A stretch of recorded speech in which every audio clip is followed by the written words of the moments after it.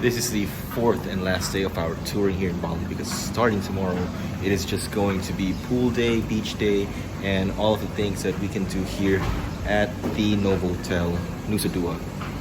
We are just going to be going to one destination and maybe we can squeeze in another one after this one. But our main destination for this morning is the Bali Safari.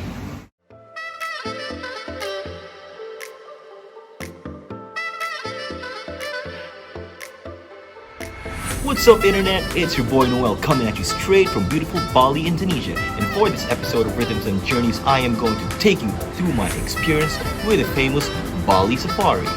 So if you are heading out to Bali and are contemplating on getting a tour with Bali Safari, hopefully this video will help you get an idea of what you can expect. So let's get down to it. Bali is the #1 tourist destination in Indonesia, with almost half of all foreign visitors going directly to the island. While it's primarily known for being a beach destination, there's more to Bali than sand and sea that visitors are always putting on their list.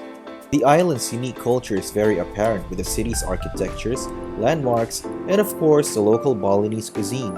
Aside from the natural and cultural attractions that Bali offers, there are also lots of other man-made destinations that visitors always put on their bucket list when going to Bali.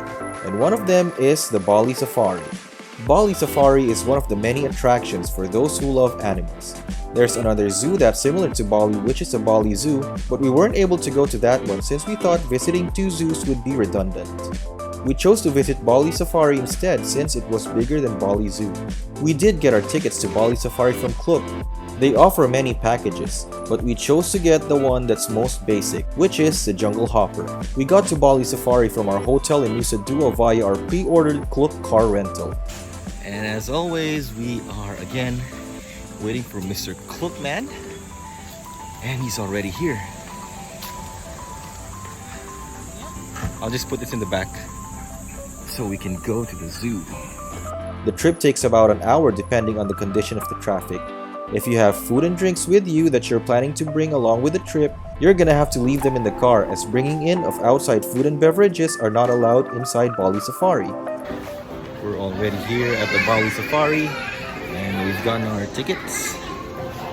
We're going to go inside, but first we're going to have to ask the security if they're gonna let us in with our water because they don't let anyone in with their own food. You have to buy food from them. Let's see how that goes. They did let us in with our water and someone looks very, very happy to be here.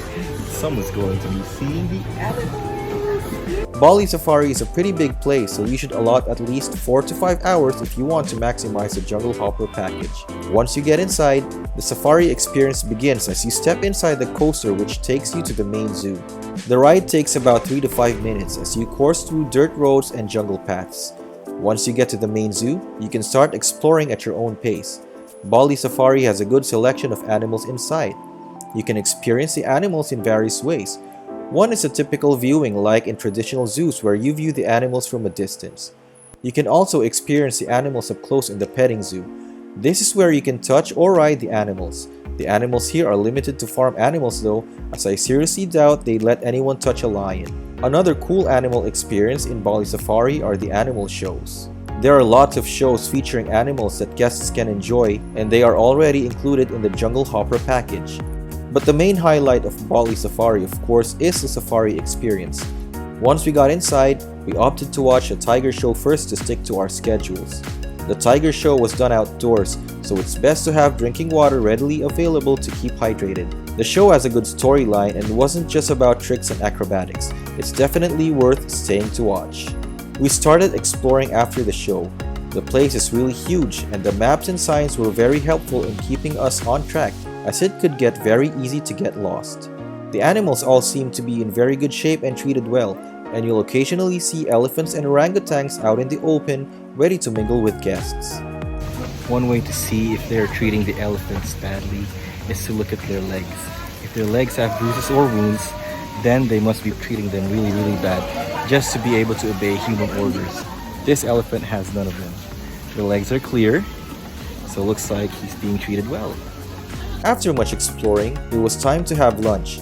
Bali Safari has a huge mess hall, so food is never a problem. They have a wide selection of cuisines from local specialties to international delights. They're also priced pretty decently so you won't feel being ripped off with not letting you in with your food from outside. As for the taste, they do taste very good and can easily compete with your favorite restaurant in the city.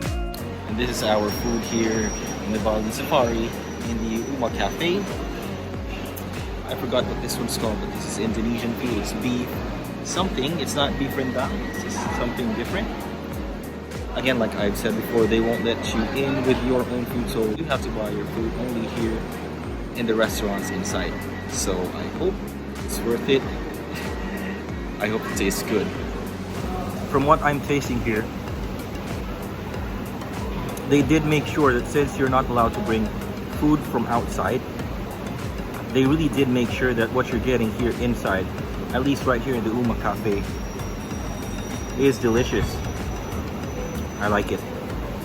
There's also a play area for children, which is a great spot for them to play on their own with other kids while you enjoy a well-deserved meal.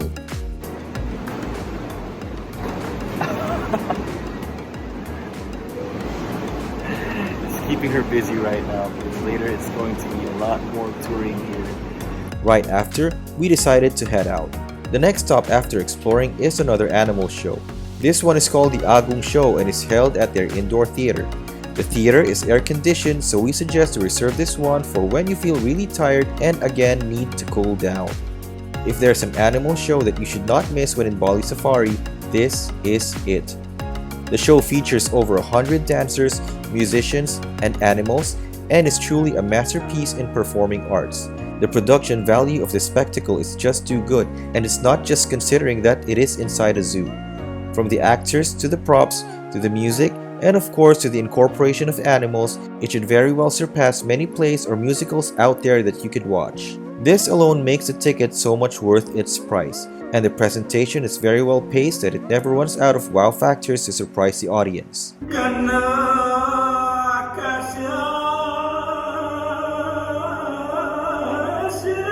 It lasts for more than an hour, so it should serve as a good rest for you to get ready to go again for more exploring. Okay, so we've just seen the Bali Agong show.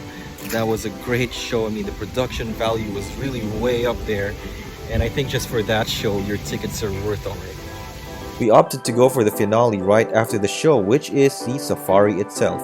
Here is where you will hop back into the coaster again, this time for the real safari experience. The coaster is a drive-by through different segments of the safari area. Each area represents different parts of the world and the wildlife found in them. Here, you'll see the animals roaming freely in a more natural habitat.